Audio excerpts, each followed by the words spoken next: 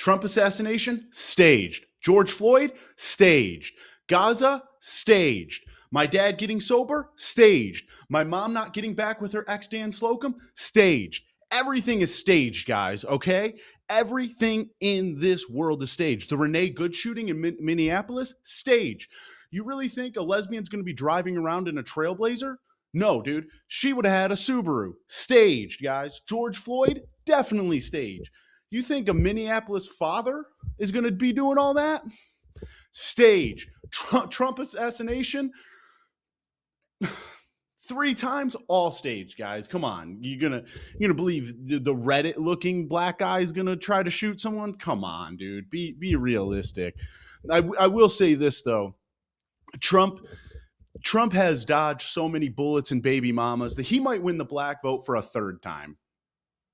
I'm just saying statistically, guys. I'm just saying statistically, it adds up to a decent amount of stage cred. Okay, guys? And one thing I'll say is, like, we all need to listen to Alex Jones, okay? I've been listening to Alex Jones since he was on iCarly as a kid, okay? Yeah, right, liberals? This is Gibby from iCarly now. Feel old yet? We need to listen to him, guys, because he knows what he's talking about, and he can at least lead us in the right direction, you know? The prophecy spoke of a wise prophet is what I'll say. Because here's the thing, guys. Every time something big happens, every time something big happens, we all have that one friend that every time a major world conflict happens, you just go to their Instagram story and they're just like, Israel, you know.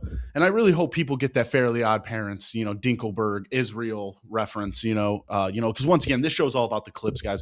Right when I signed my contract to the IDF, this is going to Tubi, okay? This is going to go to Tubi, and everyone's going to be getting paid, big bucks, big Zionist bucks. And, and once again, guys, I don't want this to come off as like, a thing, but, I love Jewish people. I love Jewish people, dude. Seinfeld, Curb Your Enthusiasm. Man, I've said it once before on this podcast, and I'll say it again. If Hitler watched seasons 3 through 5 of Seinfeld, the Holocaust would have never happened. You don't think Hitler would have loved Kramer? Hitler would have loved Kramer's stand-up. And that's a fact, guys. That is a fact. Hitler obviously hated Jewish people, but he would have loved Kramer's stand-up. That's a clip, guys. That's a fucking clip because it's true. It's true. Oh, man. Yeah, that is true. Yeah, what was I? Where was I talking about? Okay, guys, here's the thing. So you guys, you see these commercials about how like politicians are trying to be like us, and it's kind of looked down upon. You know what I'm saying? Where George Bush is trying to do some field work in a cowboy hat and some blue jeans, or Obama, wearing blue jeans, it just comes down to politicians wearing blue jeans, I guess. They're like, how do we relate to the American people? And they just throw in a fucking pair of Levi's and think that's going to win their votes. And it does. That's the sad part. That's really the sad part. And here's the thing. I know that people try to talk down about like politicians trying to be like us, but honestly, guys, if Trump was caught on camera at 3 a.m. at a 7-Eleven ATM, and he's getting mad at the ATM because it's not working, and he's getting into a fight with the cashier because he has to buy Coke that night, obviously I would probably vote for him a 3rd time, okay, or maybe even a 4th, because that's a politician that really needs us, that really gets us. You know what I'm saying? It really gets us. Yeah. And Donald Trump's, and this is a political, funny show. I try not to put my real politics out there, but I'll be honest, guys. Trump's, he's kind of had an up and down presidency, and I'll be honest. The other day, I saw a Latina that was so thick, I regret voting for Trump. Torta? We're doing that to tortas? Oh my God, man! The world is not right. The world is just not right. If they all look like that, I'd let them all come over. If they all, you know what I'm saying? We're just joshing here at 7 Dads TV. This is just some locker room talk, guys. There's some locker room talk. On Facebook, right before I filmed this, I went on Facebook, and there's a girl who was complaining that no one is buying her OnlyFans. That's honestly the saddest thing I've ever seen. It honestly, like, as a comedian content creator, I will say the saddest thing I have ever seen is a woman posting half naked photos and only getting 27 likes. Like, honestly, I get more than 27 likes on an average post. If you're showing straight booty hole and getting 27 likes, and if you go through it and it's like every guy from like the early 2000s, like rap covers, like it, baggy clothes, looking like they're, about to get drafted in the year 2003, that says something. E-course Michigan school system really, isn't what it used to be, for the last 50 years. What the fuck was I talking about? Oh yeah, this bitch, no one's buying her OnlyFans, guys. No one's buying your OnlyFans. And it's like, yeah, of course no one is buying your OnlyFans. Your boyfriend's dick looks like Shrek's big toe, and you don't clean your room. Of course no one's buying your OnlyFans. What do you think? And it's pretty sad when a girl's OnlyFans is, less than a hot and ready pizza. Like, what are you going to do with $4.99 a month? Okay? It's going to take 5 subscribers for you to buy a meal from Little Caesars. That's ridiculous. That's ridiculous.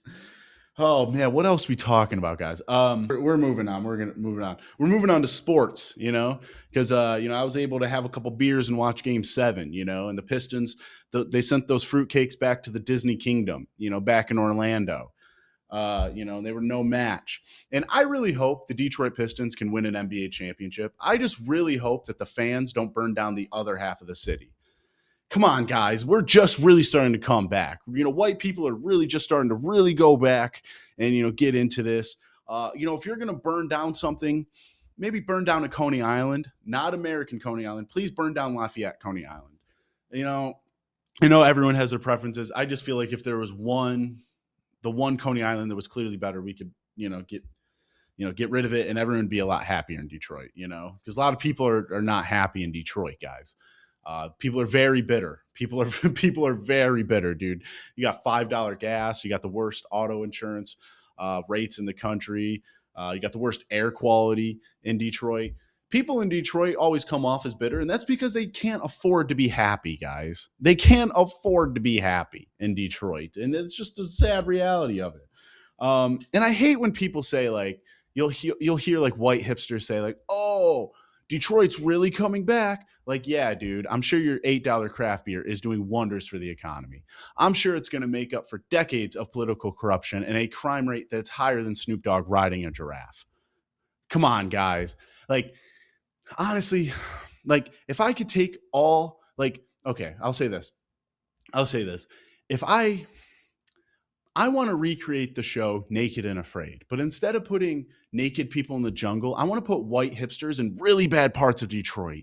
And I want to watch them freak out when they can't get an electric scooter to get them back to Greektown. That would make money, dude. Tubi, sign me, okay? Once the IDF and the state of Israel get behind me, this podcast, political weird TV show thingy is going places. Once I get a hardworking, Jewish producer and maybe like an Asian editor, it's going to be awesome, dude. The Asians work hard, man. You ever see them? They just fucking do. That wasn't me doing a racist sound. That was me doing the computer sound of an Asian man working really hard. I wouldn't do like a racist click sound, talking about an Asian ethnicity. Maybe if I was doing, someone, that more or less lived in like a jungle somewhere or something, maybe I would do that. But all right, we're moving on, guys. We're okay. That got way off topic. Okay. Okay.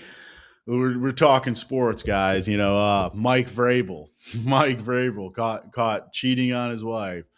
Mike Vrabel, you dirty dog. You dirty dog. Going in deep in the end zone of Diana Rossini. And my dog, Diana Rossini, is finding out football is a game of inches. Let's go. I know there's no NFL investigation happening, but I'm sure the Patriots sidelines has a bunch of deflated balls. You know what I'm saying? Mike Vrabel, I like how Rossini has to step down from her job, but Mike Vrabel just is still working. He's like we're gonna get back to playing football. Okay, he's a linebacker, dude. He's gonna get after it. He's a dog. We all want that athlete with a dog mentality. We just don't want our journalists to have a dog mentality. What are you doing, you fucking whore? You're gonna ruin the integrity of the game and of your fucking job. Okay, well, this man is trying to lead the New England Patriots, the most American sports team in history, to a Super Bowl. You're going to try to distract him. Rossini, you dog. Rossini, you dog. You dirty little dog. Rossini, rough Rossini. Oh, man. I wonder what she feels. I wonder how Rossini feels about Mike Vrabel's Redskin, Sorry, I was trying to make that a foreskin play on, the Washington Foreskins with head coach Mike Vrabel. All right, what are we talking about, guys? Okay, what else are we talking about? Do I have anything else on sports? I don't think so. We're going back to fucking, I got a Jennifer Welch. Yeah, no, this is how I know I'm on the internet way too often, okay, is Jennifer Welch, okay? She and she's really just a liberal that just makes a lot of clickbait, talk about how she's like, she just hates fascists and Republicans and calls everyone fascists and Republicans and racist. It's almost not like she's a little projecting. I'll be honest. Jennifer Welch is the only woman who makes Caitlyn Jenner look like a woman. What's up with that face, man? What's up with that face? It's like someone put Courtney Cox in a house fire and she melted down to the wax museum figure that she really is, because she herself has had so much fucking Botox. And then you threw a blonde, wig on it, maybe an Andy Warhol wig or something, and that's Jennifer Welch. And I know she was talking shit about Erica Kirk, and I'm not really, the thing about Erica Kirk in that video she released, the only thing I'll say is hell of a fashion choice. Hell of a fashion choice, lady. I don't know. Cadet Kelly type shit, Eminem type shit, why does she look like Eminem dropping a roast battle? You know what I'm saying? Like, just hell, I didn't even watch the video. It's just a hell of a fashion choice, and people hating on her, but I still would. What are you going to do? I still would. Oh man. And I know last episode we kind of talked about like Sharia law a little bit, essentially. And I'll be honest, everyone's freaking out about Sharia law. In a Sharia law nation, women cannot speak freely, women cannot wear the things they want freely, and women are treated as a second-class citizen. Why are conservatives freaking out about this? You ever wonder how to shut up your wife when you're watching the big game? Boom, Sharia law. Once conservatives realize that Sharia law is really designed for them, I think we're gonna have a different country, guys. I think we're gonna have a different country.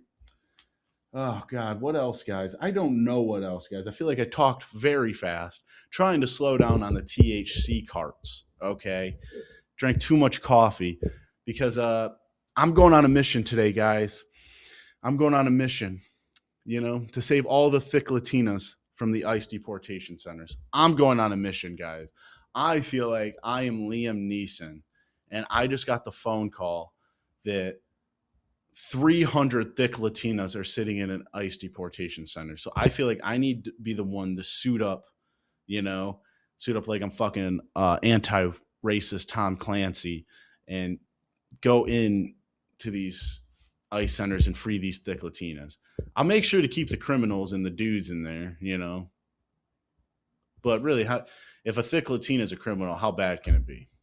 What, is she going to steal a couple burritos? Couple. She's gonna steal some tacos, or is she gonna steal my heart? She's gonna steal my heart. How about that? Oh, God, she's gonna steal my heart. I feel like I had something else to say, guys, but I don't think so.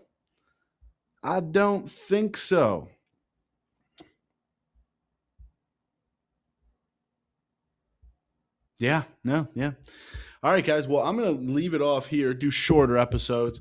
I got some stuff coming up. I'm opening up for Jason Vest May 17th in Oklahoma. Tickets are almost sold out. Get it on his website. I got some other stuff going on. Things going well. May 23rd, I'm on the Corn Fed podcast live stream. Wouldn't that be embarrassing if I'm advertising this stuff and it doesn't come to, doesn't happen? That would be embarrassing. That would be embarrassing. But yeah, it's a live stream podcast. They've had great comedians on there. Very excited to be on there. Opening up for Jason Vest. Got a show coming up next week, May 12th at Shakespeare's in Austin. That's a big one. That's big. If you're in the area, if you're in the Texas or Oklahoma area, check me out because I'm coming, dude. I'm coming. I'm a big Red River rivalry guy. I was a big Sam Bradford fan growing up. Very big Sam Bradford fan. Okay. I was also a very big Ryan Broyles fan. Okay. And other random Oklahoma Sooner players that I'm naming off. Because honestly, I like Texas more. Colt McCoy. That's a good old boy. Colt McCoy. You ever see that Colt McCoy boy throw a football? He could throw it way past the Jim Crow segregation part of town. Okay, I'm going to move on, guys. Follow me on other things. Thank you.